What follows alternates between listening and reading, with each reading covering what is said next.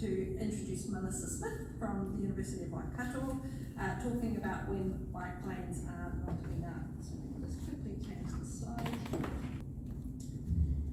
Thank you all for your attention so far. We've made it to the last presentation. Kia ora everyone, ko Melissa Smith tōku ingoa, and I'm very excited to be here this afternoon to present my master's research on cycling networks in Aotearoa, New Zealand, and more specifically the application of the level of traffic stress framework. Riding a bicycle should not require bravery, yet all too often that is the perception among cyclists and non-cyclists alike. I wanted to start with this quote from Roger Geller, who is a transportation planner based in the United States, because the first time that I read this really resonated with me as someone who bikes regularly in Aotearoa, Hamilton, that we have set up a transportation network that requires people to be brave to access it and that people don't feel safe using it. So this really resonated with me and really motivated me to approach this research niche. So I wanted to start off my presentation with it so we had it in the back of our head as we moved on. So firstly, why does cycling matter? Why should we care about it? Well, there's a range of reasons why cities around Aotearoa, New Zealand, and indeed around the world are interested in getting people cycling for utilitarian purposes. By utilitarian, I mean everyday transportation needs. So going to a friend's house, going to work, going to the supermarket, going to the cinema, as opposed to hitting the mountain bike trails and so forth.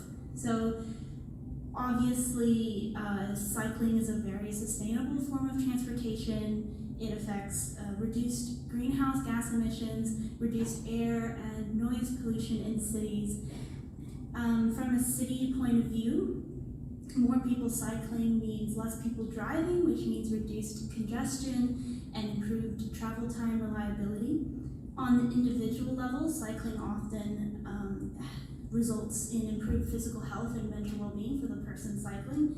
And it's also much cheaper than owning and operating a car, which means you have increased disposable income, which you can use to access more economic opportunities.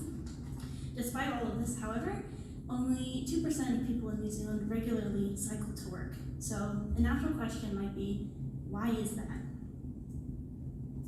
So I present to you two examples of our lovely cycling environment here in Aotearoa, Hamilton, and I would invite you to think about which one of those you might actually want to bike on. Do you have any takers from the audience, potentially? Definitely the left. Yeah, I think definitely the one on the left. So the one on the left is you're away from traffic, you're in a nice green area, and of course on the right you're next to, this is actually Aotearoa Strait, which is a 60 km/h throughway on the northwest of Hamilton, and you probably can also think about where you're more likely to see people cycling as well, even though there is a bike lane on Aotearoa Strait. So our friend Roger Geller, who I quoted at the start of this presentation, his contribution, or one of his contributions to this field was the idea of the 4 types of cyclists. And what he was doing was splitting the population into 4 groups based on their intention and perceptions around cycling. So people who wouldn't cycle at all for any particular reason, people who are interested in cycling but don't currently feel safe doing so, and those 2 groups on the bottom of people who are basically happy cycling in the majority of situations that are available in cities such as Aotearoa, Hamilton. And the main takeaway from this is that the people that we actually see using bicycle infrastructure, which would be that bottom 2 groups there, are not actually representative of the full group of people who might actually ride bikes on our streets if they felt safe to do so. So there's an untapped potential here. From this idea came the level of traffic stress framework, which I focused on in my research. And what Mercuria, who was the author who developed this wanted to do was take this idea of the 4 types of cyclists and use it to categorize our bicycle networks based on how comfortable and accessible they are to that interested but concerned group, that big untapped group in the middle there. And what they found when they applied this framework to the city that they were studying was that the majority of streets actually fit that low stress definition, but they formed islands throughout the city where they were disconnected by relatively few high stress links, but those islands were effectively all isolated from each other, which meant that people couldn't cycle for everyday purposes. So this led me to my research question, which I pursued in my master's thesis, which was, to what extent does the provision of low-stress cycling infrastructure influence cycling uptake in major cities in Aotearoa, New Zealand? So as I mentioned before, I found this idea of low-stress cycling really engaging and really motivating, so I wanted to see if there was any sort of relevance in a New Zealand context. So let's have a look at what I actually did. So I looked at these 7 cities across Aotearoa, New Zealand. These cities represented a variety of contexts to get a variety of results in my study. They represent a variety of populations, climates, existing commitments to utilitarian cycling, and existing ways that people use that infrastructure. Something that's not up on the slide but that is also relevant is that these are cities that have data available to use, because unfortunately, while you can download a shapefile from Waikato with every single road in the country, there's nothing like that for cycling. I had to very nicely go and ask every single city council here for data, and some of them didn't have any available and so could not be included in the study that I was doing. Now here I'm just throwing up a bunch of numbers on the screen, but this is essentially the matrix that I applied, the level of traffic stress framework, to categorize the streets across those 7 cities. So the criteria that I applied was based on 3 things: the speed limit, which is going down the side, the number of lanes going along the top, and the type of bicycle infrastructure that was available. So along the top table shows the stress values that are assigned when there is a cycleway. The bottom is for mixed cycleways, and in the corner there is for off-road cycleways, which naturally always have the lowest level of stress. Where did I get this data from? Well, the speed limit data I was able to get from Waikato. The number of lanes was part of the road geometry shapefile, which was held by LINS. And as I mentioned before, to get bicycle infrastructure data, I very nicely went and asked all of the city councils. So acknowledge the planners working there who were able to make this possible for me. And when I combined all of that together, this is the sort of picture that I got. So you can see very clearly that idea of an island emerging. We have a nice spread of these low stress streets that are cut in half effectively by this motorway, and also the orange links, which are still high stress but less high stress than the highway, but that also effectively creates the islands here. So let's talk a little bit more about the results that I found. So I wanted to start by just showing another example of the type of map that you can get from applying the level of traffic stress framework. So hopefully some of you recognize this city. This is Kirikiriroa, Hamilton. And you can see again that idea that the majority of the streets are low stress and could be accessible to the majority of people. However, they are cut into islands and formed into islands by these high stress links. And some of them don't form islands per se, they just cut the community in half, so that if you wanted to ride your bike there, you would have to take a really long circuitous path, and cyclists tend to be very sensitive to distances. So if you have to travel farther to use your bicycle than to use your car, most people will just use their car. On the right at the bottom, what I'm showing there is that same result across all of the 7 cities.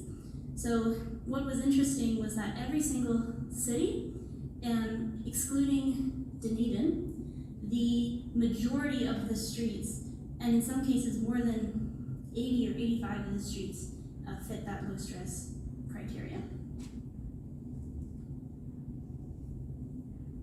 So as we saw before, many cities exhibited a lot of low stress infrastructure already, but when I measured the connectivity that was formed by the low stress network, it found to be, let's say, lacking. And this is what forms those islands that we were talking about before. I did some modeling as well and looked at the network measures that were formed, the network measures of the low stress networks. For example, how much of it is there, how connected is it, how fragmented,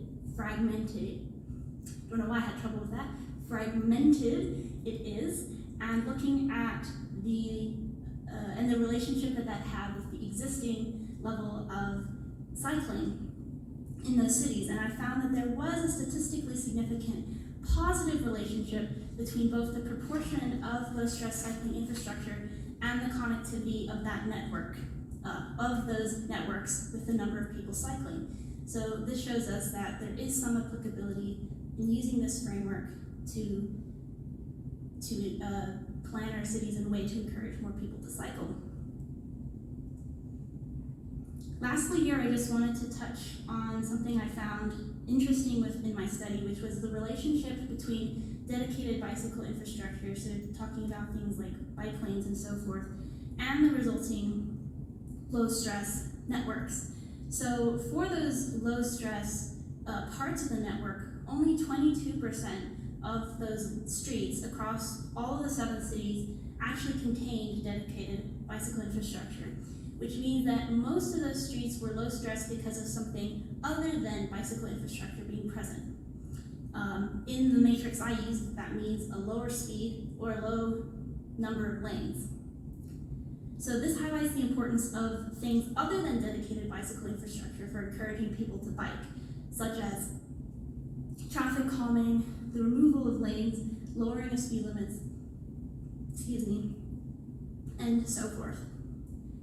Conversely, when we're looking at the high stress infrastructure, there was actually 4% of those streets that contained bike lanes. So these are bike lanes that are effectively not going to be used by anyone except that already strong and confident and invested cyclists. Thank you.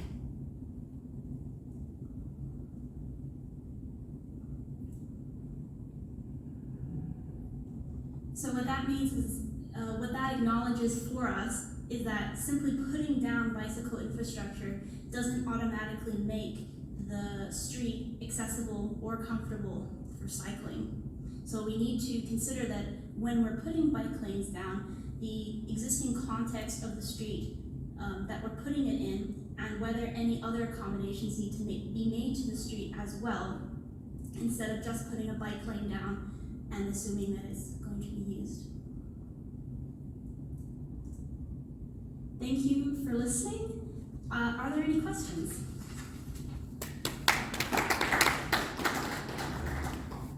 Thank you, Melissa. I really found that quite interesting. I'm happy to know that I fall within that 56% of people interested in cycling, but kind of concerned. And really interesting, just your final conclusion about even when there's dedicated infrastructure, it can still be high stress cycling environment, because I think I remember as well, Rodney Davies, was he the one that said build it and they will come in relation to cycling? I don't know. I don't think that quite originated with him, but that's definitely a sentiment that's been repeated by many advocates and has been found to be true through longitudinal studies. Yeah, for sure. Cool. So are there any other questions for Melissa? Yes, right. So we had a question over here. Sorry, Renee. Can I just ask, like, obviously you looked at the safety aspects of cycling on roads. Did you look much into maybe like the personal safety feelings of people maybe biking on something like the picture there, and being away from like busier streets with having sight of other people as the alternative. So is the question, do people feel safer, the perception of personal safety on streets like this one? Or did you have the insights into designated cycleways that were where there wasn't many people around? Did people have thoughts on safety, being not safe? So I didn't do any interviewing or surveying as part of this study, but some of the literature that I looked at, there is a measurable safety in numbers effect that even if all things held the same, if there's more people cycling, people feel safer and are measurably safer. And I think that's just because of increased visibility of people cycling on city streets. It means that people driving cars are much more aware that they need to look out for that. I don't know how many times I've been told I've come out of nowhere when I'm biking on a bike lane. So that's so there's certainly like a safety in numbers, and I think the whole framework that I was applying was essentially based on perceptions of safety. It's the way that people feel when they're using those streets, because as we probably are aware that there are some things that feel safe and things that are safe, and those aren't always the same thing. So this was looking at how can we get people feeling safe and going out and using the infrastructure, and then hopefully the safety numbers aspect will follow as well. Yes? Thank you. The key message that I took was that it wasn't necessarily expensive cycling infrastructure that was enabling it, was these changes to our streets to make them safer. I guess one of the advocacy to push on, I think it's super cool to go and talk to these councils that contributed data, get in front of their elected members, to start to shift their thinking a little bit, that it doesn't take huge amount of money to enable safe cycling, and particularly benefits the youth that started with the Yes, thank you so much. I'm intending to send my completed thesis to the councils who contributed data. It's just currently still being marked and hasn't been published on the research. All preliminary, et cetera, et cetera.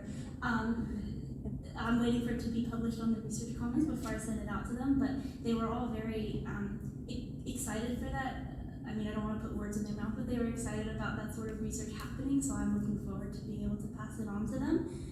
With regards to your first comment, something that I argued in my thesis is that I think, we tend to think of the car infrastructure as the road network, walking infrastructure as a footpath network, and it might feel natural to say, oh, the bicycle network is just all the bicycle lanes, but hopefully what I've shown is that encompasses so much more, because you don't need a bicycle lane to be able to bike there, and conversely, sometimes there's a bike lane there that actually can't be used.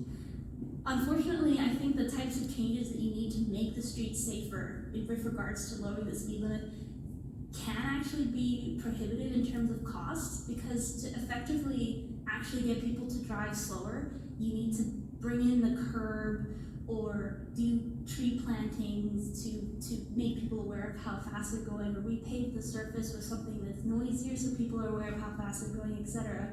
And that's much more expensive than just putting some green on the road and saying, yes, we've done it. So while I hope that this contributes to councils being able to see the benefits of things other than bike lanes, I think it is potentially still cost prohibitive from their point of view, unfortunately. It's not cheap or easy to do safe cycling infrastructure, but thank you so much for your comments. Thank you. Wonderful.